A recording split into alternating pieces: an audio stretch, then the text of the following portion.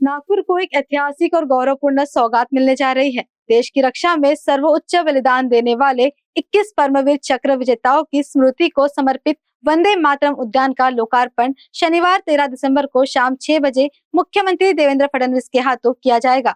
ये उद्यान न केवल हरियाली और स्वास्थ्य का केंद्र होगा, बल्कि युवाओं में देशभक्ति और सेना के प्रति सम्मान की भावना को भी सशक्त करेगा। देश की आज़ादी की 75वीं वर्षगांठ थी। मैं नागपुर शहर का महापौर था, इसलिए इस वर्षगांठ पर कुछ एक अनूठी चीज़ बनना चाहिए जो लोगों को याद रहे। इसलिए सबसे पहले तो सामने की सड़क का नाम ही हमने अमृत महोत्सव मार्ग रखा और उसके पश्चात इस जगह पर भारतीय सेना को समर्पित एक उद्यान बनना चाहिए। इस कंसेप्ट से इसको डिज़ाइन किया। देश में स्वतंत्रता संग्राम को लेकर अनेक उद्यान बने हैं, लेकिन आज़ादी के बाद जिन रणबांकुरों ने अपने प्राण त्यागे उनके लिए कुछ भी नहीं बना था। इसलिए देश के परमवीर चक्र विजेताओं को समर्पित एक उद्यान बनना चाहिए। इस कंसेप्ट से इसको डिज़ाइन किया गया और 21 परमवीर चक्र विजेताओं के यहाँ म्यूरल लगाए गए हैं और उनको समर्पित ये उद्यान है। शायद नरेंद्र भाई मोदी ने दिल्ली में वार मेमोरियल नहीं बनाया होता तो सेना को समर्पित ये पहला उद्यान होता था। सर, ये कल इस भव्य गार्डन का उद्घाटन है, यहाँ प्रमुख अतिथि के रूप में कौन आ रहे हैं? माननीय देवेंद्र जी के मुख्यमंत्री रहते हुए उनके प्रयासों से ये जगह हमको मिली थी। यह जगह महाराष्ट्र स्टेट टेक्सटाइल कॉरपोरेशन की थी। जिस समय ऑक्शन में ये लेआउट बिका तो यहाँ की ओपन लैंड और पीयू लैंड महानगर पालिका ने उद्यान के लिए मांगी थी। ये प्रस्ताव 2004 से प्रलंबित था और देवेंद्र जी के मुख्यमंत्री बनने के कारण यह जगह भी मिली और यह सड़क भी मिली। इसलिए हाँ जी 2004 से हम सतत प्रयासरत थे। इस गार्डन को बनाते समय मुख्य रूप से आप प्रवेश देखेंगे तो इंडिया गेट बना हुआ है, उसके पीछे अमर जवान ज्योति बनी हुई है, उसके पीछे 250 लोगों के बैठने का एक ऑडिटोरियम बना है। उस ऑडिटोरियम में नागपुर जिले के जो लोग स्वतंत्रता आंदोलन में शहीद हुए उनके नाम लिखे हैं। आज़ाद हिंद सेना के साथ साथ एक हिंदुस्तानी लाल सेना बनी थी। तो हिंदुस्तानी लाल सेना की स्थापना का कारण और स्थापना करने वाले लोग उनके भी नाम वहाँ लिखे हैं। कारण 1942 में जब महात्मा गांधी जी ने भारत छोड़ो आंदोलन किया तो नागपुर के कलेक्ट्रेट पर हिंदुस्तानी लाल सेना ने 3 दिन तक के कब्जा किया था। ये सारा इतिहास लोगों के सामने आना चाहिए, ऐसी संकल्पना है। परमवीर चक्र विजेताओं की जीवनी आनी चाहिए, इसलिए उनकी जीवनी नीचे लिखी हुई है। पीछे 21 बैटलफील्ड में उन्होंने अपना पराक्रम दिखाया। वो बैटलफील्ड भी ग्लास म्यूरल से बनी है जो एंटी फंगल एंटी डस्ट है। इस दृष्टि से पूरा नियोजन किया गया है कि यहाँ जो कोई आने के बाद एक राष्ट्रीय भावना से ओतप्रोत होकर के जाए। यहाँ जो मचान बनाया गया है वो भी बाम्बू से बनाया गया है कि मिलिट्री का कंसेप्ट आना चाहिए। बैठने के लिए जो कैनोपीज बनाई गई है वो भी बाम्बू से बनाई गई है, कारण मिलिट्री एरिया में नेचुरल वस्तु जो वहाँ की रही उसी से सारा निर्माण कार्य होता है। इन फ्यूचर यहाँ पर एक टैंक आएगा, एक एयरक्राफ्ट आएगा और एक नेवल बोट और एक तोप रखी जाएगी, जिससे मिलिट्री की सारी तीनों सेना का प्रतिनिधित्व यहाँ पर हो सके, ऐसा नियोजन है। माननीय राजनाथ सिंह जी ने उस पर हस्ताक्षर करके मंजूरी दी है और शासकीय कार्रवाई पूर्ण करके उसे यहाँ तक लाना, इस दृष्टि से आगे हम प्रयास करके करेंगे। इस गार्डन की विशेषता यह है कि इस गार्डन में हर एज को ध्यान में रखते हुए अलग अलग सेक्टर बनाया गया। हम यहाँ खड़े हैं, ये परमवीर चक्र विजेताओं के पीछे एक बड़ा लॉन महिलाओं को डेडिकेटेड है, उससे जुड़ा हुआ एक एरिया योगासन के लिए और सीनियर सिटीजन के लिए डेडिकेटेड है। उससे आगे हम लोग आते हैं तो इस जहाँ हम खड़े हैं इसके लेफ्ट हैंड के साइड में चिल्ड्रन प्ले एरिया है।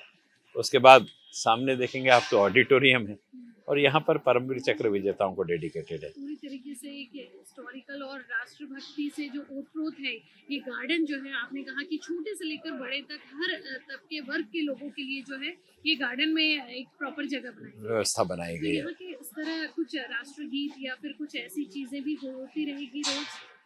यहाँ पर राष्ट्रीय चेतना को लेकर के रेगुलर कार्यक्रम हो, इस प्रकार का नियोजन कर रहे हैं।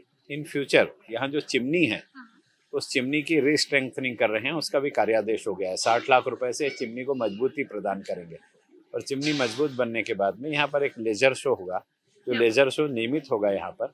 उस लेजर शो के लिए माननीय मुख्यमंत्री जी ने 10 करोड़ रुपए की राशि का प्राकलन भी तैयार किया है और वो लेजर शो में भारतीय वैज्ञानिकों ने देश की सेना के लिए क्या क्या किया, इस प्रकार से उस लेजर शो के माध्यम से हम लोगों को बताएंगे।